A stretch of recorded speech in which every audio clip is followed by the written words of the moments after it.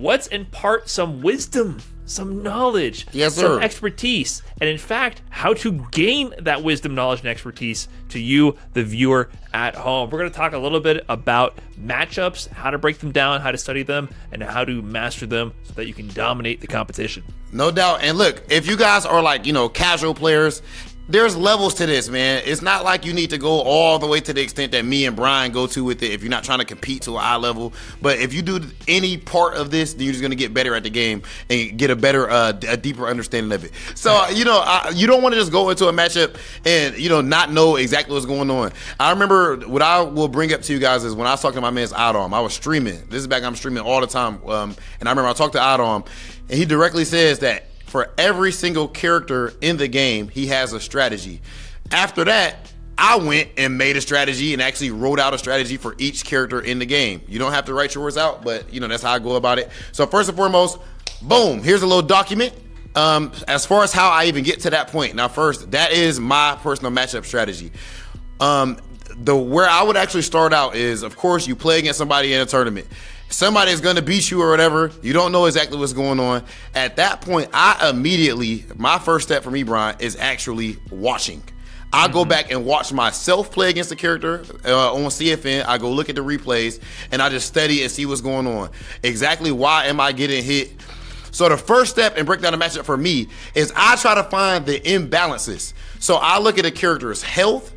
Is there a difference in health? Is there a difference in the range of their pokes? I'm going to trainer mode to check that out. Is there a difference in their walk speed? Is there a difference in their damage output? All of these different things. So the first thing I do is I create a much messier document, but this can be in your head too, so I can see who is better at what. And then I want my strategy to be somewhat based around that concept, these strengths and weaknesses. What's your first step when you break down matchups, Brian?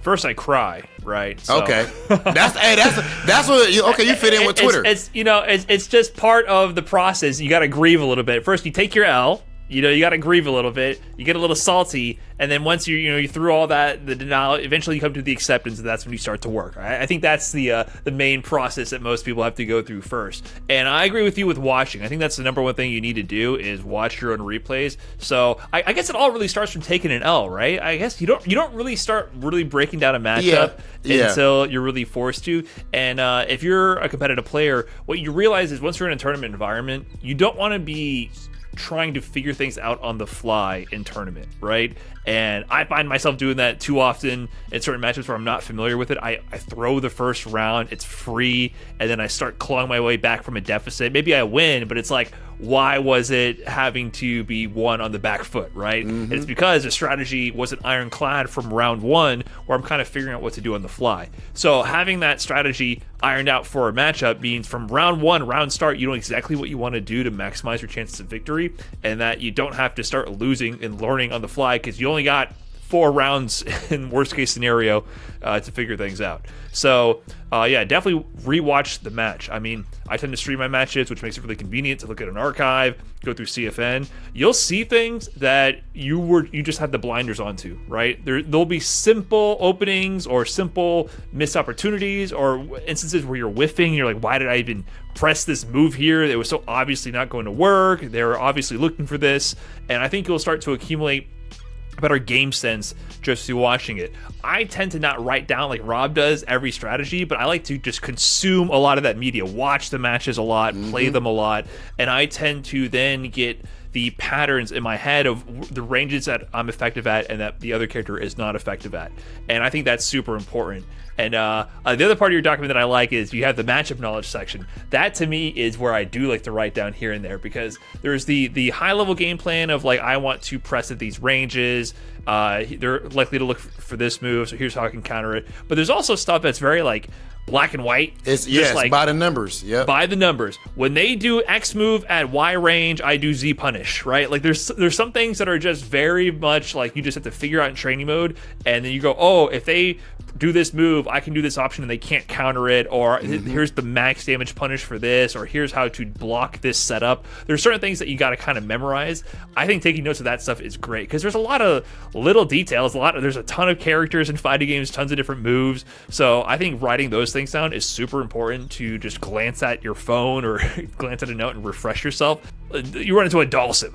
Do you play a high-level Dhalsim all the time? That's one of those matchups. Not nowadays. You don't. That's what, like, do you know what your punish is going to be if they teleport behind your head, they got greedy, they cracked, and they did a random teleport, and you jab them out of the air? What is your max damage punish? Do you remember that right now? You know? And that might have been the difference between win and lose in tournament to capitalize on that moment. Maybe you should write that down. You labbed it in training mode, but you don't get to practice it all the time because you don't run into the character. Those are the sort of things that I would write down.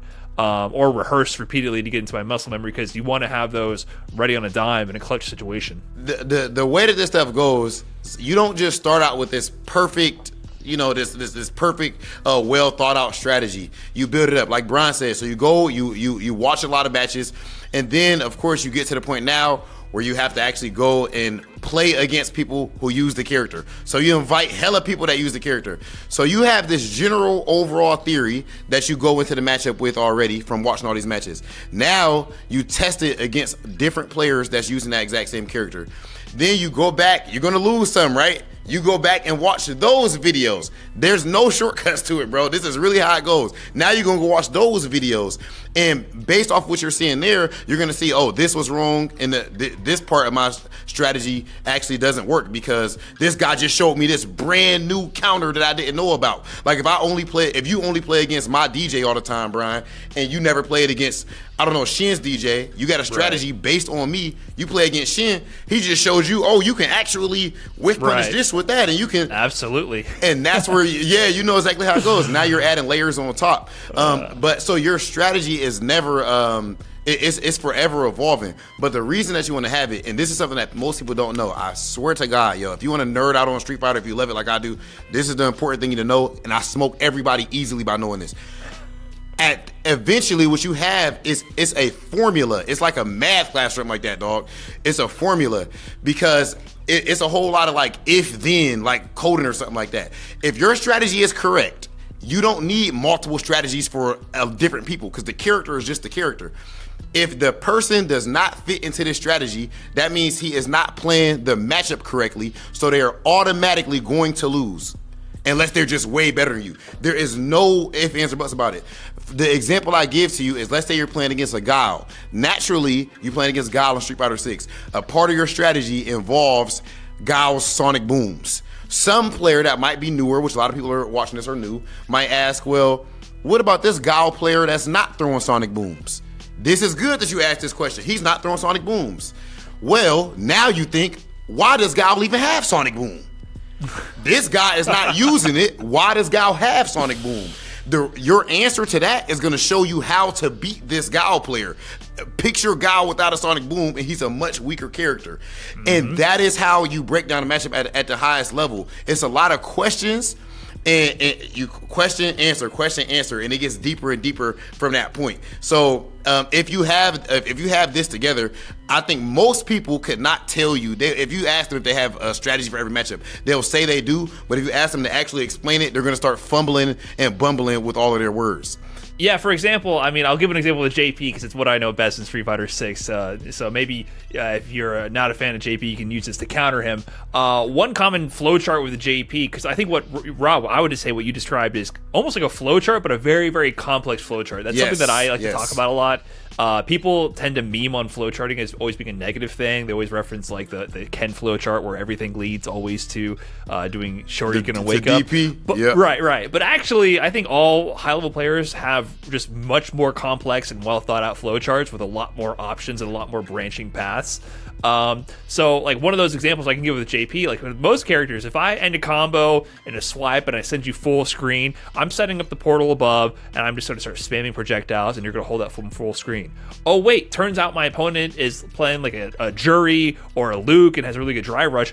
I go to start spamming my projectiles. Suddenly they drive rush across the entire screen past all my projectiles and get a full combo. Whoa, wait a minute. I had to start thinking now? Yeah, that's where the matchup comes in play. So something I figured out is actual zoning patterns for certain characters based on their drive rush speed and distance that you have to modify to actually keep them contained. So normally with JP, you would do the heavy portal, because that's the full screen one where they are, and you want to, chip them away. But in those matches, when I get those knockdowns, I set up the medium portal. And the medium portal won't even hit them if they stay full screen. But the point of that is, okay, I set the medium portal up. I'm going to sit here. If you drive rush at me, I'm not going to do anything. And that portal's going to come down and pop you for drive rushing at me. And then what I can do from that, if you respect that portal, I can wait for that to fire. Or right before it fires, I'll throw a projectile. The projectile will go through, then the portal will activate, then I'm recovering from my projectile relatively earlier because the portal spike comes second, and I can set up another medium portal, right? So I have a certain pattern that I do for those characters, because if I do the typical flowchart, you will die. I mean, JP players, you'll know that you got your little flowchart, then jury players ruin your day from drive rushing full screen. You have to adjust based on their options. Basically, the point of this exercise is to more quickly snap you out of autopiloting to have something specific that works. Because I'm definitely an autopiloter. I tend to autopilot until some sense gets beaten into me, and that's how I tend to learn. But if you can verbalize your thoughts like Rob's talking about, maybe document it, it's a faster process, I would say, than having to always learn the hard way, right? You can learn the hard way one time rather than 20 times. I tend to choose 15 hard ways before I'm okay, I have to learn something here. But yeah, pay attention when you're autopiloting. Some players will expose you for it, and then you can document that, figure it out, and improve rapidly. Bro, the way that you just broke down that JP situation, that could sound like I don't know, like a foreign language to some people, but that just made my heart smile. I'm assuming that we are this show is we talking to fighting game players, bro. That's who I'm thinking we talking to. If not, we can stick to Twitter topics. We can have fun. We can joke. We can play all the time. We can do tier lists all day, every episode. What you just explained right there, that's what fighting games are about. When you get hyped, when you're watching Mena and Evo Grand Finals, and you're watching Angry Bird and all these guys, that is what you are seeing, the highest level of play. And if you want to get better and just enjoy the game more, now you have an easier time doing so. And if you want a more in-depth explanation, feel free to tweet me or Brian Neff, and we'll make sure we give you guys that.